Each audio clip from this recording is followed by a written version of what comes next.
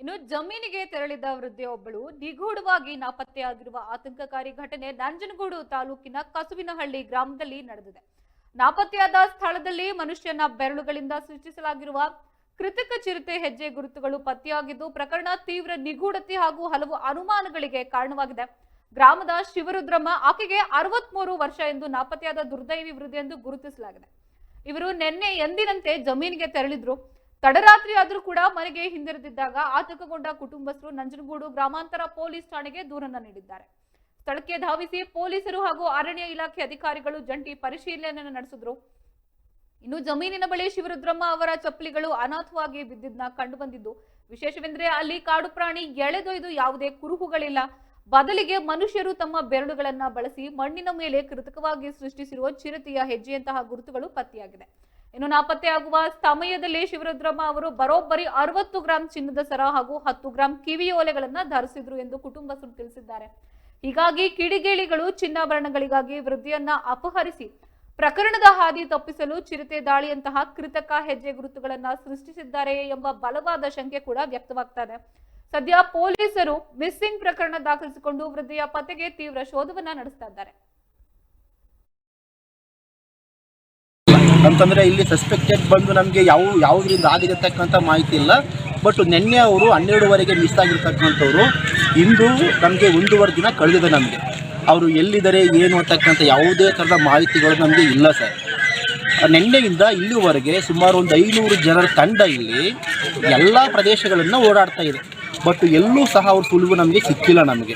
So ನಾವು ಈ ಮೂಲಕ ನಾವು ಫಾರೆಸ್ಟ್ ಡಿಪಾರ್ಟ್ಮೆಂಟು ಮತ್ತು ಪೊಲೀಸ್ ಇಲಾಖೆ ಮತ್ತು ಕ್ರೈಮ್ ಬ್ರಾಂಚ್ ಅವ್ರಿಗೆ, ಈವನ್ DC ಅವ್ರಿಗೂ ಸಹ ನಾವು ವಿನಂತಿ ಮಾಡ್ತಾಯಿದ್ದೀವಿ.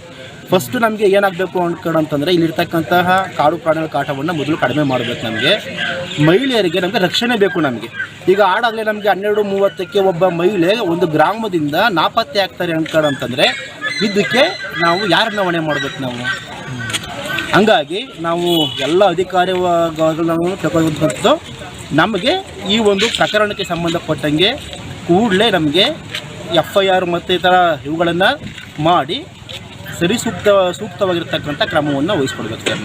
ಇಲ್ಲಿ ನಿನ್ನೆ ನಮ್ಮ ಗುರುಸ್ವಾಮಿಯವರ ಹೆಂಡತಿ ಶಿವರುದ್ರಮ್ಮನವರು ಮನೆಯಿಂದ ಜಮೀನಿಗೆ ಒಂದು 11:30-12 ಗಂಟೆಯಲ್ಲಿ ಹೋಗಿದ್ದಾರೆ. ಹೋದ್ಮೇಲೆ ಅವರ ಯಜಮಾನರು ಇಲ್ಲ ಒಂದು ಹೊರಗಡೆ ಸಾವಿಗೇನೋ ಹೋಗಿದ್ರು.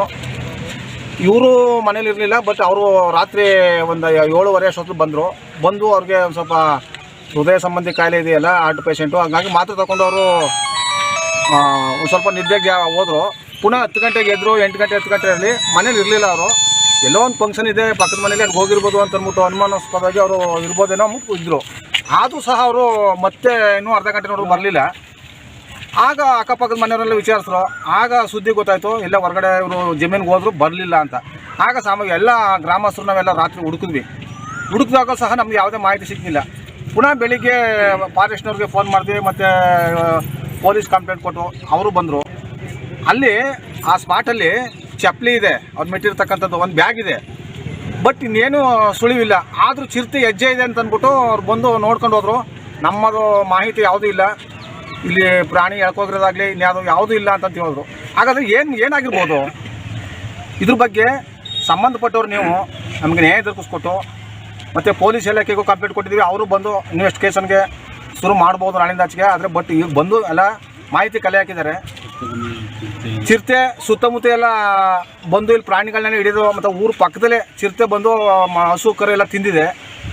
ಅವ್ರಿಗೂ ಗೊತ್ತು, ಫಾರೆಸ್ಟ್ ಡಿಪಾರ್ಟ್ಮೆಂಟ್ ಅವ್ರಿಗೂ. ಆದರೆ ಈ ಶಿವರುದ್ರಮ್ಮನವರು ಚಿರತೆನೂ ತಿಂದಿಲ್ಲ ಅಂದಮೇಲೆ ಇನ್ನೇನು ಮಾಡೋಕ್ಕೆ ಸಾಧ್ಯ? ಯಾರು ಏನು ಮಾಡಿರ್ಬೋದು?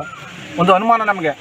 ಅದಕ್ಕೆ ಸಂಬಂಧಪಟ್ಟವ್ರು ನೀವು ನಮಗೆ ಅವರ ಬಾಡಿ ಇಲ್ಲಾಂದರೆ ಅವರ ಏನಾಗಿರ್ಬೋದು ಅನ್ನೋದ್ರ ಬಗ್ಗೆ ನಮ್ಗೆ ಹುಡುಕಿ ಕೊಟ್ಟು ನ್ಯಾಯಯುತವಾಗಿ ನಮ್ಗೆ ನ್ಯಾಯ ದೊರಕಿಸ್ಕೊಡ್ಬೇಕು ಅಂತ ಈ ಮೂಲಕ ಬಿಟ್ಟು ಮೇಕ್ ಬಿಡ್ತಾರ ತಾನೆ.